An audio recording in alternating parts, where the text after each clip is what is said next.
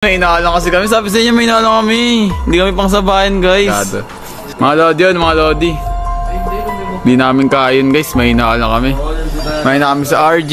Talo kami sa MPL. Talo kami sa Scream. Talo sa RG. Wala. May na kami, guys. Wala naman. Finally nga kapatid ay nabuo na nga itong Blacklist International Main 5 dito nga yan sa MLBB na kung saan hindi nga tayo binigo nitong ni Coach Bon sa pagkakataon na ito. Ngunit nabuo lamang itong Main 5 dito nga sa stream at malabo na nga sila talaga mabuo dito nga sa MPL. Ayon na rin yan mismo dito nga kay Coach Bon Chan. Puhod nga rito kapatid, yawi aminadong mahina ang TNC para sa susunod na season, nawalan ng pag-asa matapos talunin nito ang nila JP sa RG. Pag-uusapan natin yan sa araw na ito.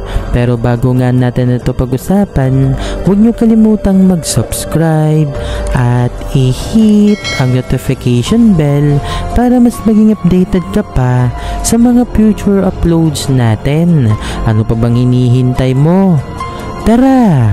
Ngayon nga kapatid ay finally naglabas na nga ng saloobin itong ang si Coach Bon Chan kung ano nga ba ang tunay na mangyayari dito nga sa Blacklist International, na kung saan kapatid malinaw namang sinabi nitong ang ni Coach Bon Chan kapatid na hindi niya na nga hawak kung ano nga ba ang mangyayari sa kupunan ng Blacklist. Marami nga siyang sinabing mga senaryo na posibleng mangyari sa Blacklist, pero isa lang kasi ang pinupunto ng mga sinasabi nga nitong ni Coach Bon Chan sa pagkakataon na ito kapatid, na kung titingnan kung ating ang hihimayin ang mga sinabi niya, mukhang mawawala na talaga ng tuluyan ang organization ng Blacklist International dito nga sa MPL para sa susunod na season. Syempre inuunti-unti na nga ni Coach Bon Chan kapatid yung mga hint niya na mawawala na ang Blacklist, nang sa gayon kapag nag-announce na nga itong management ng Blacklist International at na-post na nga ito sa FB page ay hindi na raw yan gaano masakit dito nga sa mga legit na mga fans ng Blacklist, o ito nga yung tinatawag na agents, na kung titignan kapatid, diyan pa lamang ay nakakalungkot na talaga yung bagay na yan. Hindi rin napigilan ni Coach Bon Chan maiyak habang nagkikwento nga. Syempre nagpa-flashback nga sa kanya kapatid yung mga tinupad nilang pangarap dito nga sa Blacklist International. Kahit sino naman talaga kapatid abay malulungkot sa kahinatnan nga ng Blacklist para sa susunod na season, na kung titignan mukhang nabili na nga talaga ng Team Falcons ang islat ng Blacklist International, at malamang sa malamang nga niyan kapatid hindi na nga kaya i-sustain ng Blacklist International ang kanilang islat para sa susunod na season dahil naging palubog nga itong engagement ng Blacklist kapatid matapos ngang mawala dito itong B-Wise, na wala pa nga itong sila Edward, Yue at ang ilang miyembro pa ng Blacklist na kagaya nga nitong nila Renny J. Sa madaling salita kapatid, dyan pa lamang ay may kita talaga natin kapatid na malaki talaga ang nawala sa Blacklist International. Bukod nga dyan, may mga nagsasabi ring mga fans dahilan daw kung bakit parang nalugi nga ang Blacklist ay dahil di umano gumastos daw ng todo-todo itong management ng Blacklist International sa kanilang kupunan para sa Dota 2. Kaya may mga pagkakataon daw kapatid na napabayaan daw itong MPL team ng Blacklist International.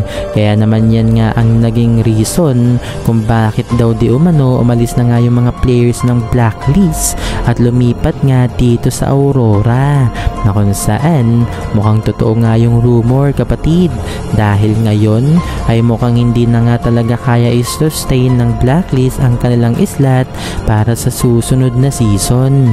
Pero rumor lamang yan ha, at ayon lang din yan sa mga sinasabi nito ang mga fans. Sa madaling salita kapatid, sa mga pahiwatig nga nitong ni Coach Bon, iisa lang ang kanyang sinasabi, magiging kwento na lang talaga itong kupunan ng Blacklist sa mga susunod na season.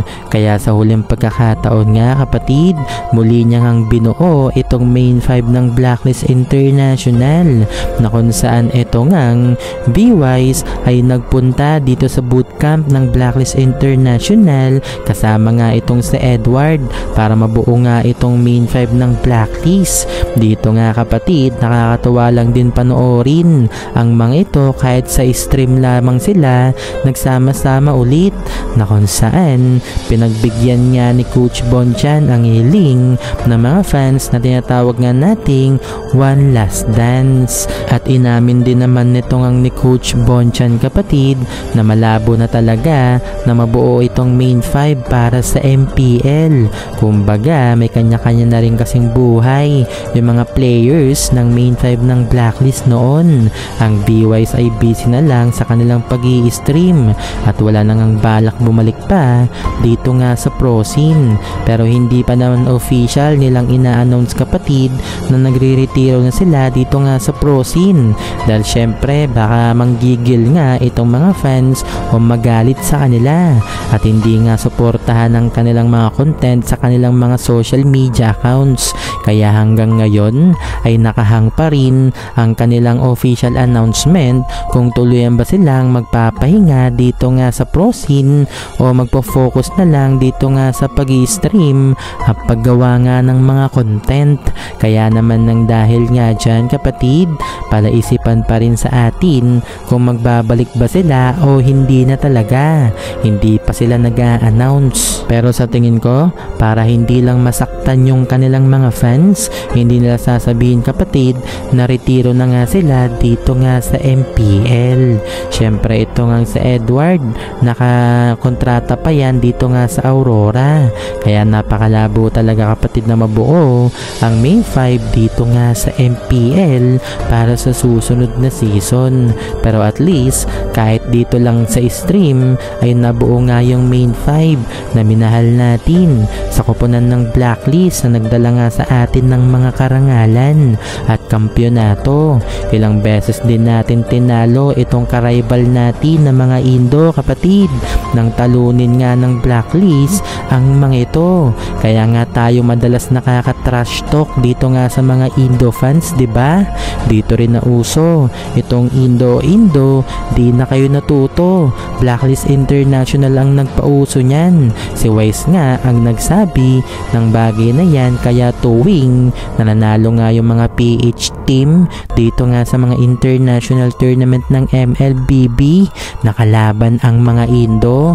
Isa nga sa mga binabanggit natin kapatid ay itong sinabi ni Wise na Indo, di na kayo natuto.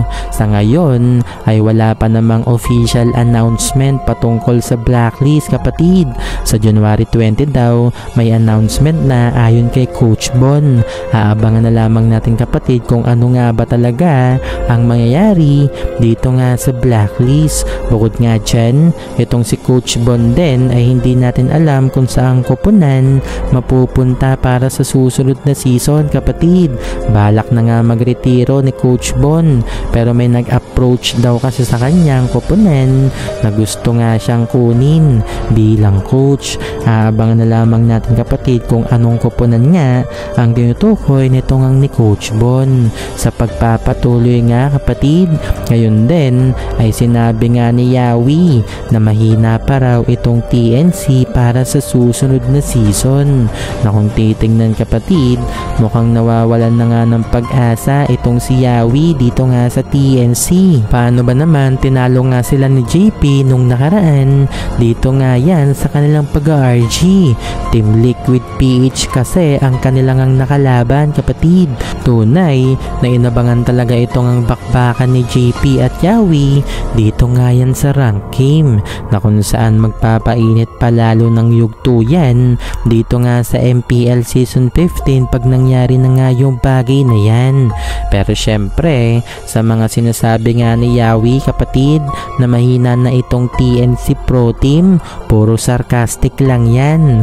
Kumbaga, sinasabi lang yan ni Yawi pero ang totoo, tunay na nagbabatak talaga itong ang TNC Pro Team. Sa katunayan pa nga niyan kapatid, sa ikalawang pagtatapat nga ni Yawi at JP, sa parehas na araw lang din na yan ay natalo nga nitong ni Yawi itong dating kupunan niya na TLPH, na kung saan dyan pa lamang ay nakikita na nga natin na medyo palag-palag nga ang TNC para sa susunod na season na ating ang aabangan. So kapatid, ano ang reaksyon mo sa video na ito?